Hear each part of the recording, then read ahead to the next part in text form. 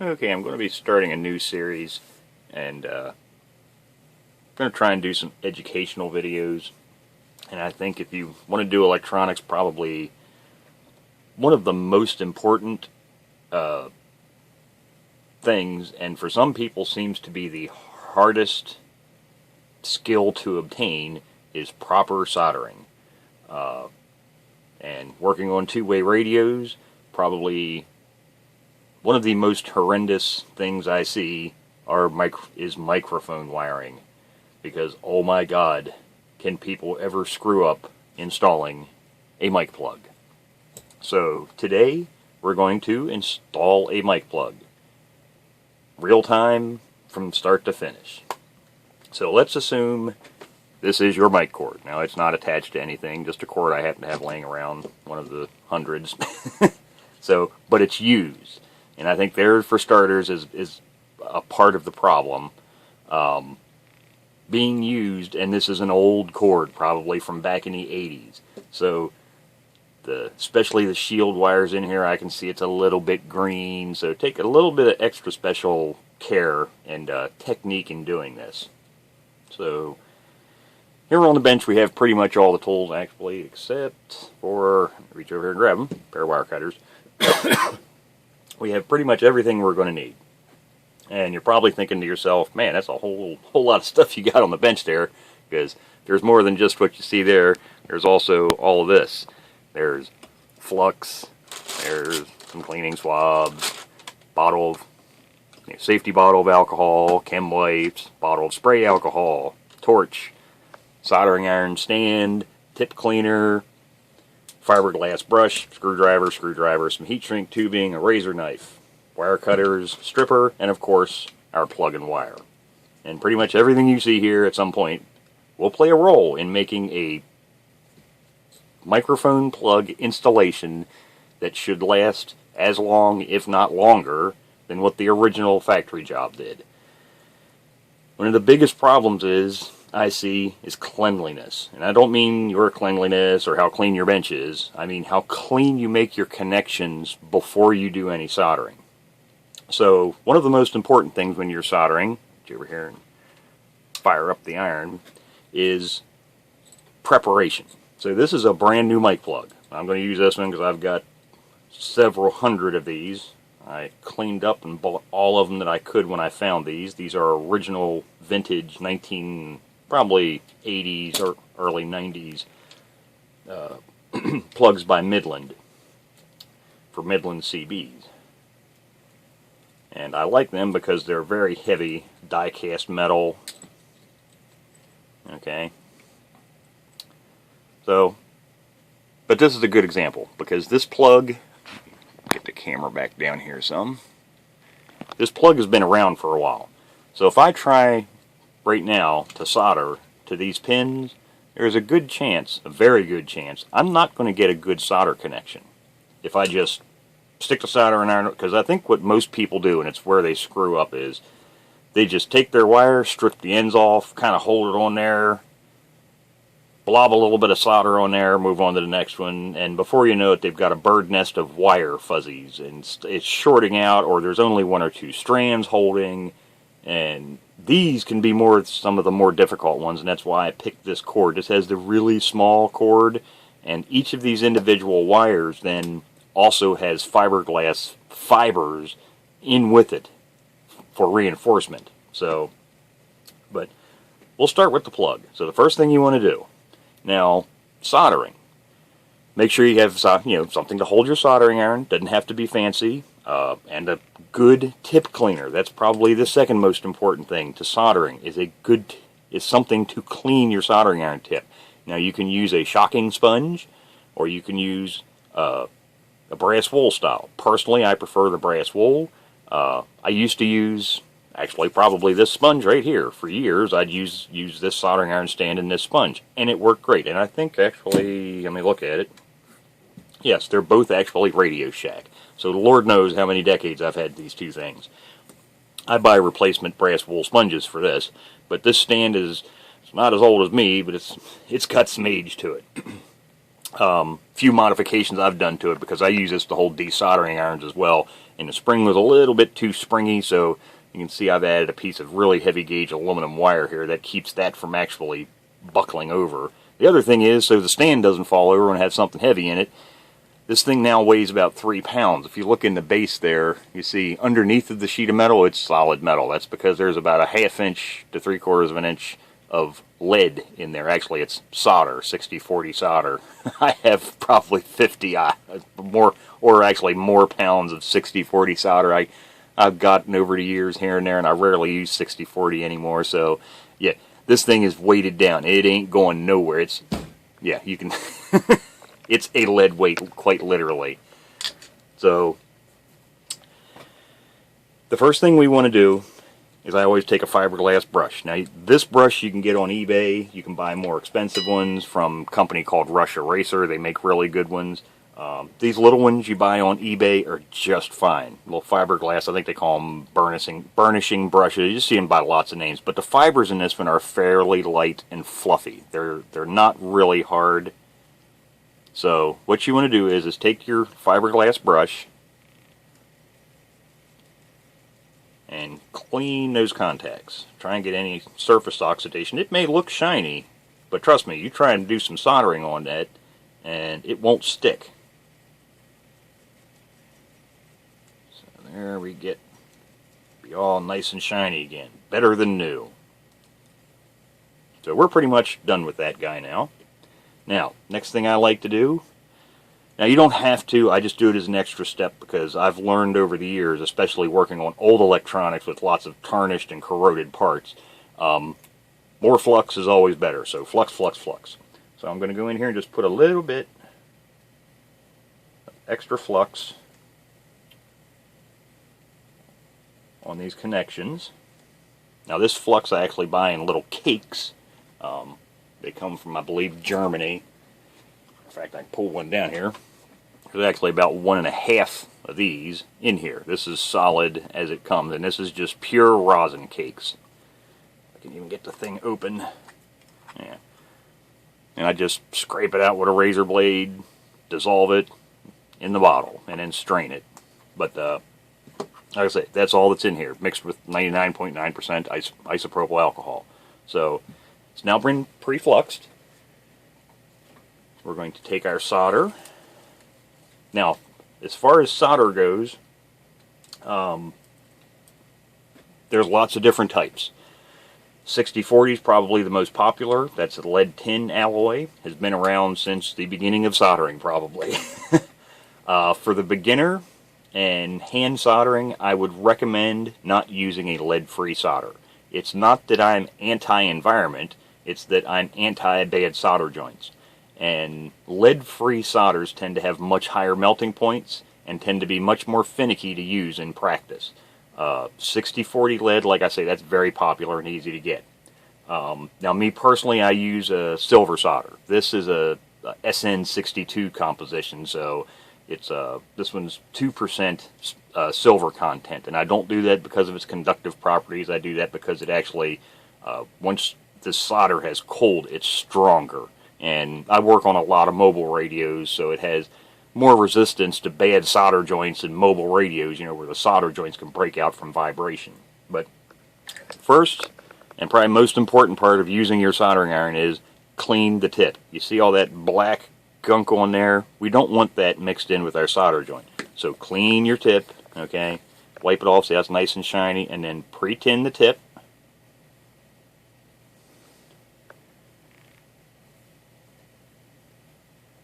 Apply some solder.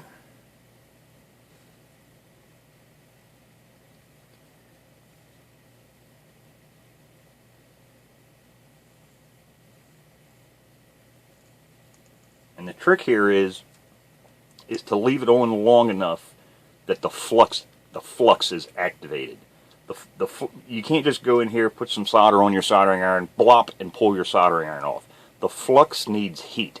It becomes highly corrosive almost, I guess you could say, is the way flux works. Because a lot of these fumes, and I can't have my boom down here because the vacuum noise would probably drown me out, but I usually use a fume extractor because there are lots of byproducts from soldering. hydrochloric acid fumes being one of them. But when you superheat the flux, it cleans, it actually etches the surface slightly, so you get a very good bond between this metal and the metal you're soldering to. So you'll hear it bubbling and see it sizzling. So don't just apply the soldering iron and pull it off almost instantly. You want to kind of leave it there. You'll see it bubbling and then pull away. Anytime you start to see any buildup on your iron, always clean the tip, because like I say, we don't want a contaminated solder joint.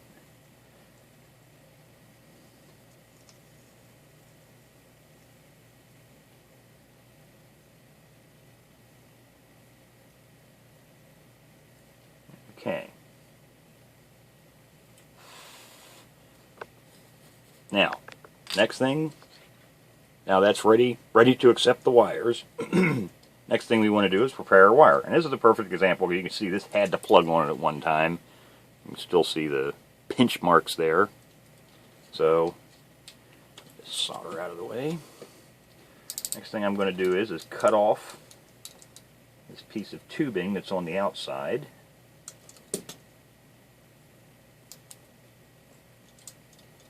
And I always like to take off a little bit more insulation than I need to, so I have more to work with. Now here's another problem and pet peeve that I have, is people stripping wire jackets. They cut into this outer insulation jacket so far that they nick the wires on the inside and then end up with bare wires right here. The whole trick to doing this is, you see how I bend that? It's not through the whole way, and when I bend it really hard, it breaks open. So all you need to do is just barely, just nick the surface and then bend this at a hard angle, and you see how it just rips. But now I can pull this off. The inner wires are not nicked, so I don't have to worry about shorts down here. So separate our wires, and one of these is always going to have a wire wrapped around it. That's going to be our shield ground wire. First thing I do before I touch anything else, spin that one really, really, really tight. Okay? And the first thing I'm going to do is tin that wire before I do anything else. So, this wire is not nice and shiny. I can see that from a distance. I can see it's kind of black and greenish, so it can definitely use some extra flux. So I'm going to dampen it with some of my pre-mixed flux mixture here, because we definitely need some cleaning action there. Pre-tin the tip. Bring the soldering iron. I always like to bring it up from the underside.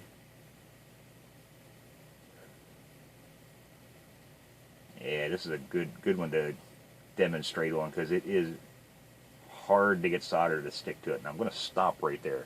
If you can see that, how black and gunky and grungy that is down here. That's because as this flux is doing its job, it's cleaning off all of those contaminants off of the copper wire, which is allowing the solder to stick, and then that stuff's kind of rolling down the wire as I go. I'm going to tin this down the whole way, and there's another thing. The distance. A lot of people tin these wires just at the tip, and that's it. And then this comes unwound and fuzzy, and these wires end up shorting out inside of your plug and causing all kinds of problems themselves.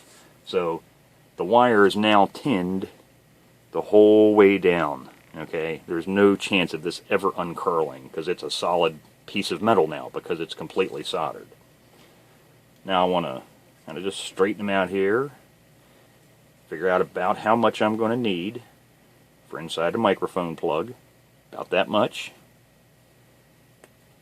Cut off the extras. Now you can see there's a little really thin piece sticking out there. That's a piece of that fiberglass I was telling you about. Like I say, these can actually be a little tricky because of that, because they have fiberglass strands mixed in with the wires.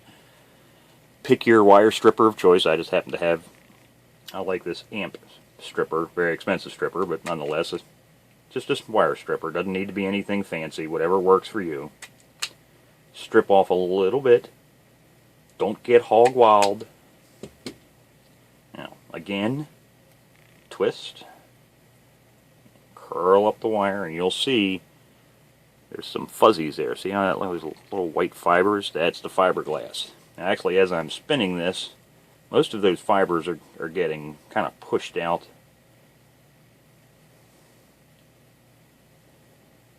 Which is fine. Get all these little wires twisted up nice and tight so there's no stragglers, because that's the one thing we don't want inside of our mic plug. Our little fuzzy copper wire strands. Take our soldering iron. Remember, clean, clean, clean. Pre-tin.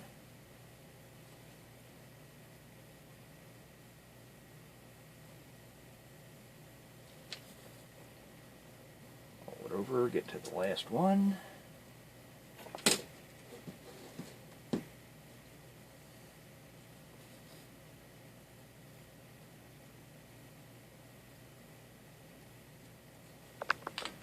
Okay, now all of the wires, just checking to make sure they're pre-tinned. Now I'm actually going to cut just a hair more, because a lot of times you'll see the insulation melted back, which is fine. That's why I always actually leave this just a hair long.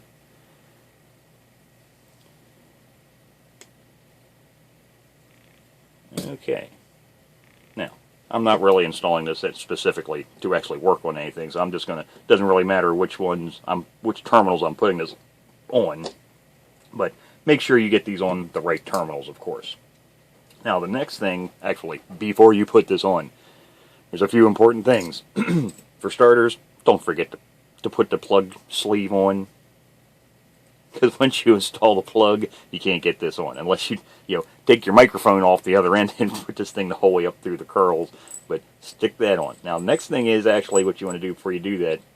You want to see how much cord there is sticking up above this clamp. If there's not a bare minimum, at least half of it, you're going to want to add a few layers of heat shrink tubing. The thinner the cord, the more layers of heat shrink tubing. You want, when you put this clamp, this U-clamp on right here, you want it to tightly smash down, just like this. You see how that was smushed in there? That's exactly what you want to see. You want a lot of mechanical force holding your plug. So once your plug is installed, it can't be pulled out. You'll rip this outer cord before you can pull it out of the plug itself. So it never hurts even to just add a piece. I use it because it does make a good strain relief for the cord, so I usually always install at least one piece, which is what they had on this cord. You saw that piece that I cut off. I'll run that up.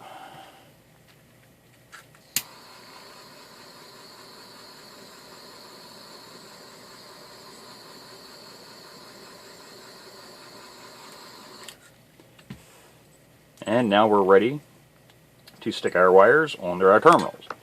So, all we need to do is, now there's plenty of solder. All of the solder we need to do the soldering's already inside those terminals, because remember we already took care of that. So all I need to do is just basically pre-tin my soldering iron. Like I say, it doesn't really matter which wires I stick where, but make sure you're putting your wires on the proper terminals. You want to hold that.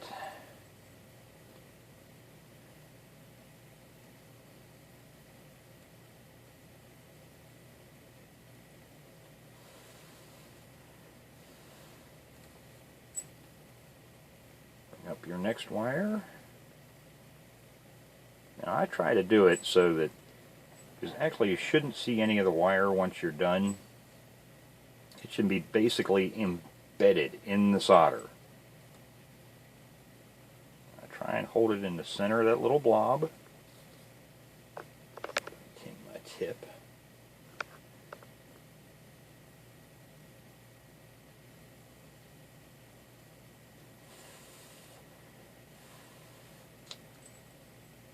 Other side.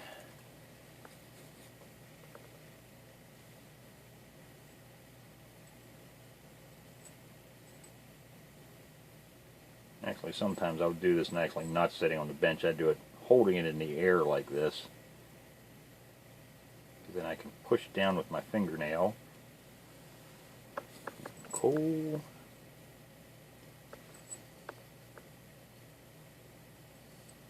And then finally, let's see our shield here.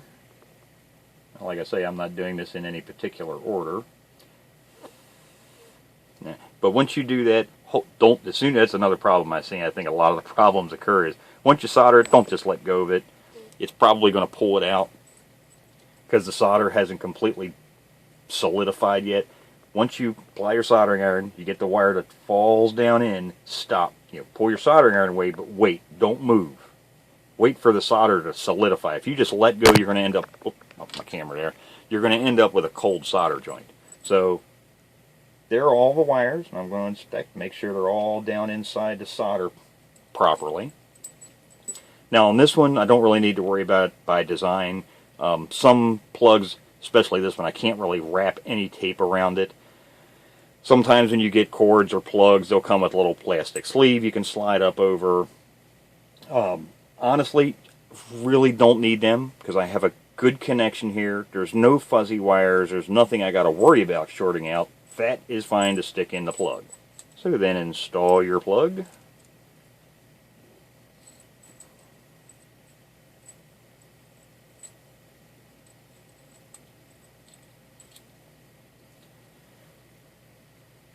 You, of course, haven't lost any of your little screws, I assume.